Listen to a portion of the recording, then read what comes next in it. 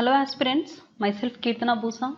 I have appeared for interview in 2018. We at Narayana IAS Academy have come up with mains module to facilitate your answer writing. Important topics for the coming mains 2019 are picked and all the important points required to cover the topic are provided in a simple and lucid manner. We are taking these points from multiple sources so that you will get sufficient points to use in the mains exam. We are also taking extreme care to provide good structure to the topic. Hope our efforts will benefit you. Having said this, let us move to an important topic today with respect to GS paper 1 geography, that is the monsoons and the economic life in India.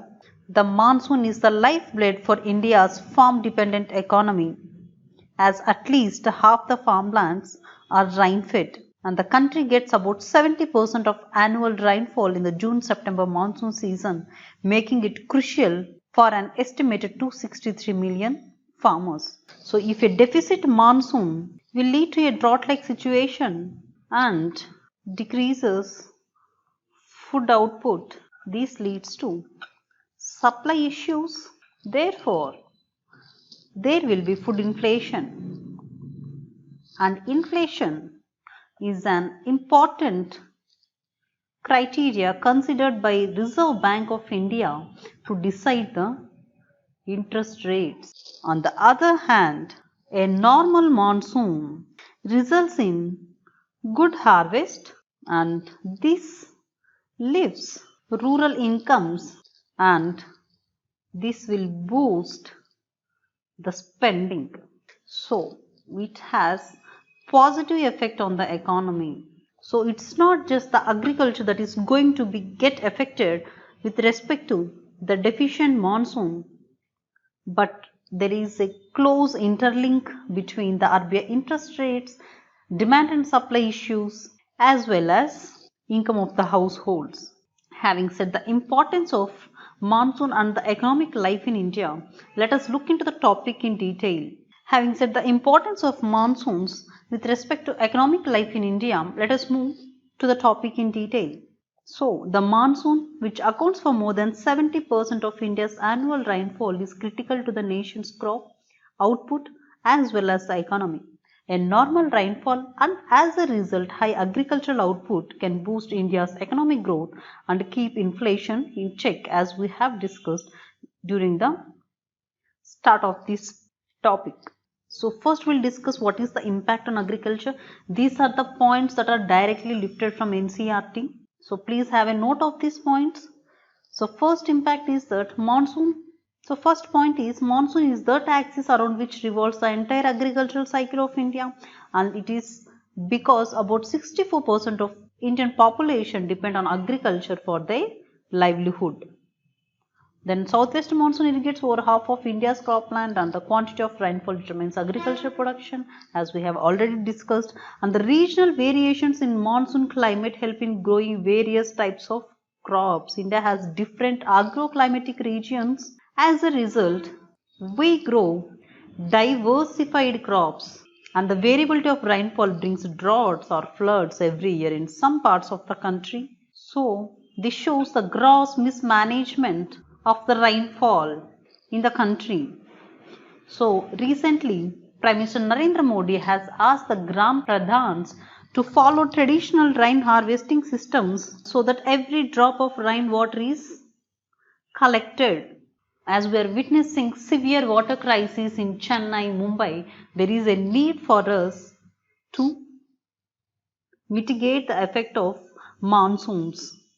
And the other impact is sudden monsoon bursts create problem of soil erosion over large areas in India, and winter rainfall by temperate cyclones in North India is highly beneficial for Rabi crops. Then how it is going to get impacted on the food supply? Delay or deficient monsoon will hamper the food grain production. This is detrimental to food security of India because as per National Food Security Act, the government has promised to provide food security to about 67% of Indian population, and it adds to the burden of having malnourishment issues in the country. And India has the huge burden of malnourished children. And in order to achieve the sustainable development goals, there is a need to fight malnourishment in the country, and for this also having good and sufficient monsoon is important. So impact on hydropower and irrigation facilities. The failure of monsoon would have negative impact on power generation as well as irrigation facilities.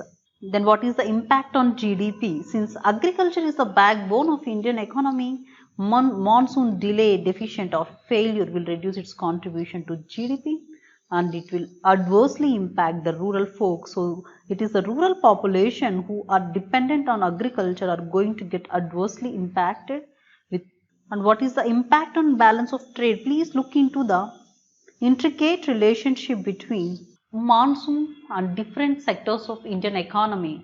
So monsoon is not only related to agriculture sector but trade as well as industries because sufficient food grain production is imperative to meet the demands of population as well as to focus on the exports. The gamble of monsoon will adversely impact by way of imports. So if there is scarcity in the food grains, we have to import them and it will impact the balance of trade negatively. So the monsoon and economic life in India, there will be impact on GDP, impact on rural economy, there will be impact on balance of trade, agriculture as well as hydropower and irrigation facilities. In the NCERT textbook, under the heading monsoon and economic life in India, they have discussed only about the impact on agriculture.